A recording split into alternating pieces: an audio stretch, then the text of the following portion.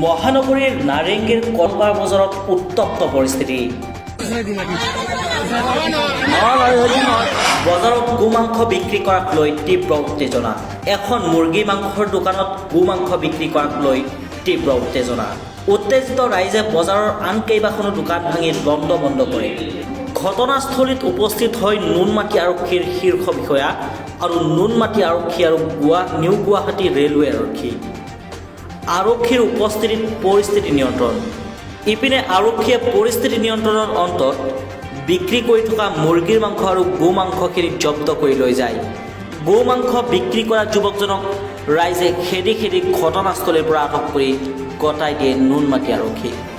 এক সম্পূৰ্ণ ঘটনা দেখুৱাইছোঁ আমাৰ প্ৰতিবেদনত।